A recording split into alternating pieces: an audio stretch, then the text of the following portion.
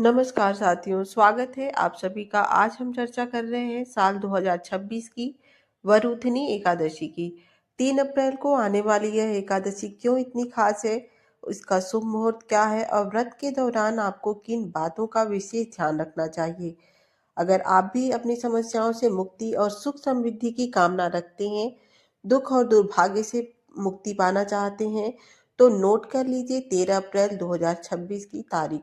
इस दिन है वरुथनी एकादशी, वो व्रत जो कन्यादान के बराबर फल देता है और आपकी हर संकट से रक्षा करता है। आइए जानते हैं इस दिन की पूरी महिमा और सही पूजन विधि। तो यह जानकारी आपके लिए अत्यंत महत्वपूर्ण है, वीडियो को अंत तक जरूर देखें। तिथि और शुभ मुहूर्त। वर्ष 2026 में वरुथनी एकादशी 13 अप्रैल सोमवार को मनाई जाएगी। एकादशी तिथि प्रारंभ होगी 12 अप्रैल 2026 को दोपहर 2:45 से। एकादशी तिथि समाप्त होगी 13 अप्रैल 2026 को दोपहर 1:21 पर। पारण होगा व्रत का 14 अप्रैल को सुबह 5:58 से 8:33 के बीच पारण करना शुभ होगा। महत्व। वैशाख मास की कृष्ण पक्ष की एकादशी को वरुथनी एकादशी कहा जाता है। वरुथनी शब्द का अर्थ है रक्षा करने वाली। मान्यता है कि इस व्रत को करने से व्यक्ति को कई लाभ मिलते हैं। यह व्रत व्यक्ति के हर प्रकार के संकटों से रक्षा करता है। ऐसा माना जाता है कि इस एकादशी का फल 10,000 वर्षों की तपस्या के बराबर होता है। धार्मिक ग्रंथों के अनुसार इसका व्रत करने से कन्यादान का फल प्राप्त होता है और दुर्भाग्य दूर होता है। चलिए पूजन विधि जान लेते हैं। सुबह जल्दी स्नान करके भगवान विष्णु मधुसूदन स्वरूप के सामने व्रत का संकल्प लें। भगवान को फल, फूल, धूप, दीप और विशेष रूप से तुलसी दल अर्पित करें। विष्णु जी को सात्विक भोग लगाएं, बिना प्याज लहसुन का।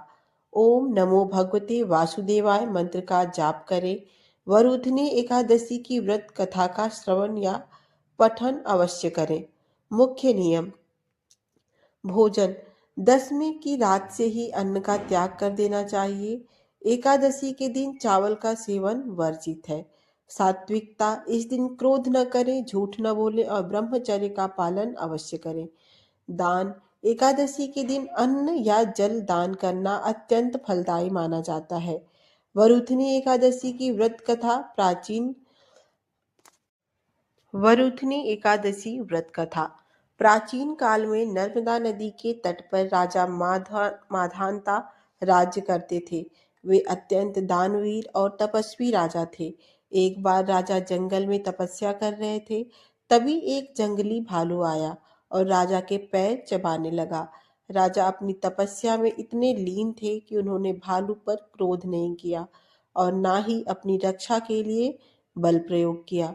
उन्होंने केवल भगवान विष्णु का ध्यान किया और उनसे रक्षा की गुहार लगाई।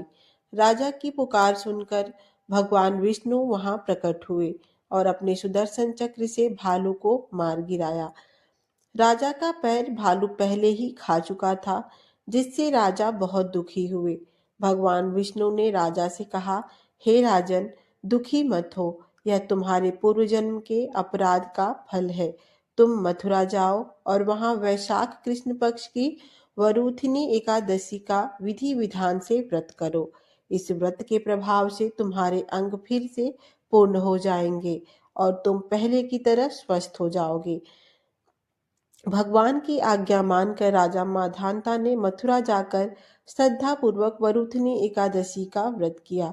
व्रत के पूर्ण होते ही राजा का पैर फिर से ठीक हो गया और वे दिव्य शरीर वाले हो गए। मृत्यु के पश्चात उन्हें स्वर्ग की प्राप्ति हुई। कथा से सीख। इस कथा का मुख्य सार यह है कि जो भी मनुष्य सच्चे मन से इस एकादशी का व्रत करता है, उसे लोक में सुख और परलोक में मुक्ति मिलती है। यह व्रत सभी पापों को नष्ट करने वाला और सौभाग्य प्रदान करने वाला माना गया है। आशा करती हूँ आपको ये वीडियो अच्छी लगी होगी। इसे अपने प्रियजनों के साथ शेयर करें और आपका अपना भक्ति चैनल श्री जी भक्ति भावना को सब्सक्राइब करें और कमेंट में जय श्री हरि विष्णु जरूर लिखें। मिलते हैं अगली वीडियो में, तब तक के लिए राधे राधे।